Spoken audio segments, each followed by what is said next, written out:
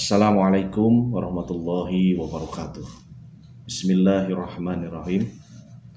Dalam menjalani kehidupan di dunia ini, tentunya kita tidak terlepas dari yang namanya kebutuhan, dari yang namanya hajat, keinginan, atau cita-cita.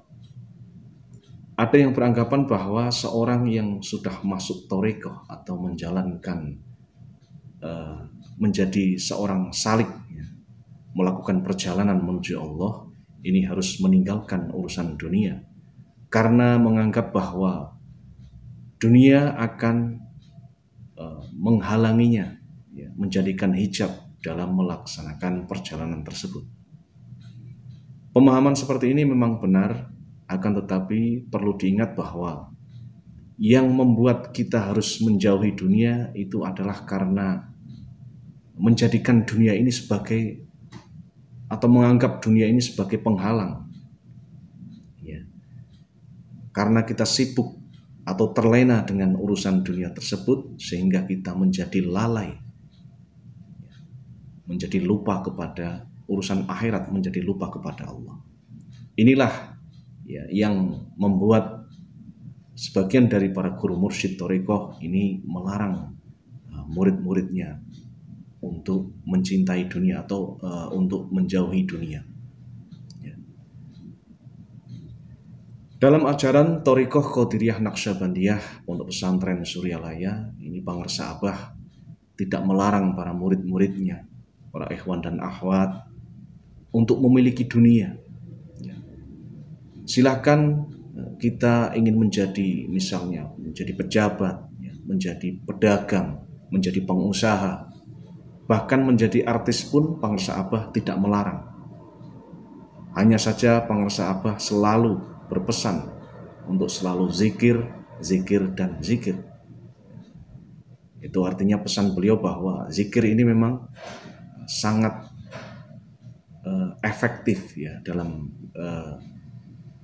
membuat kita selalu terhubung kepada Allah. Nah, untuk mencapai hajat-hajat kita atau cita-cita kita ini diperlukan yang namanya ikhtiar, baik ikhtiar lahiriah dan ikhtiar batiniah. Salah satunya ikhtiar batiniah yaitu dengan cara kita berdoa, memohon kepada Allah mengenai hajat-hajat kita. Nah, bagaimana agar doa kita ini mudah diijabah oleh Allah, tanpa melanggar adab-adab dalam kita berdoa. Berikut ini saya sebutkan 4 persyaratan menurut guru-guru thariqah yang pernah saya ketahui. Yang pertama yaitu doa diniatkan untuk ibadah. Jadi kita berdoa ini bukan terus menagih Allah. Kita niatkan dalam kita berdoa ini niatnya ibadah, karena doa itu juga termasuk otaknya ibadah. Apabila dalam ibadah tanpa ada doa, berarti kayak manusia tanpa otak.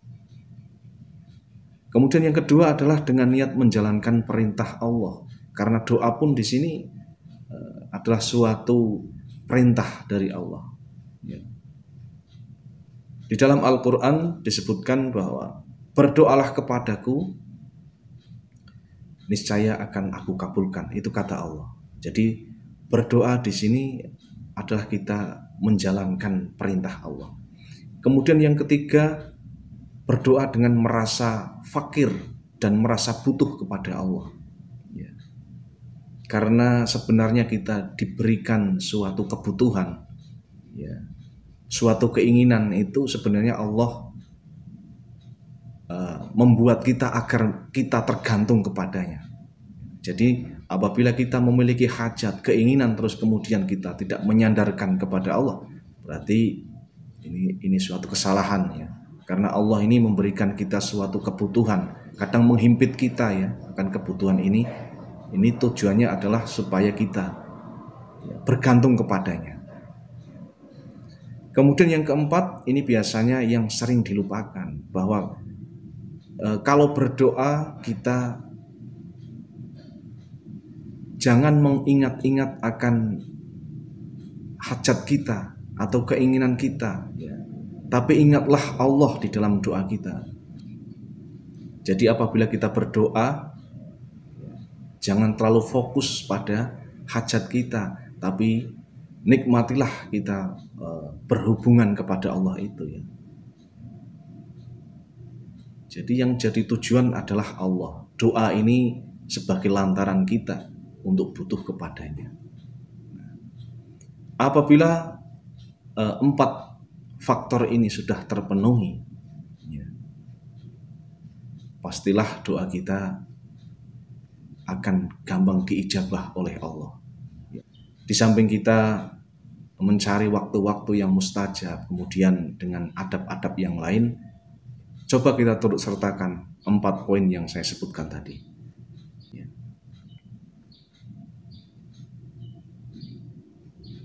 Insya Allah doa kita akan lebih diijabah oleh Allah. Tapi perlu kita garis bawahi bahwa apa yang diijabah oleh Allah belum tentu sesuai apa yang kita minta. Dan waktunya belum tentu sesuai yang kita inginkan. Ya. Tapi yang diberikan Allah adalah hal yang menjadi pilihan Allah. Allah lebih tahu mana yang bermanfaat buat kita dan waktunya kapan yang paling tepat buat kita untuk siap, ya, menerima anugerah tersebut. Jadi begitulah teman-teman.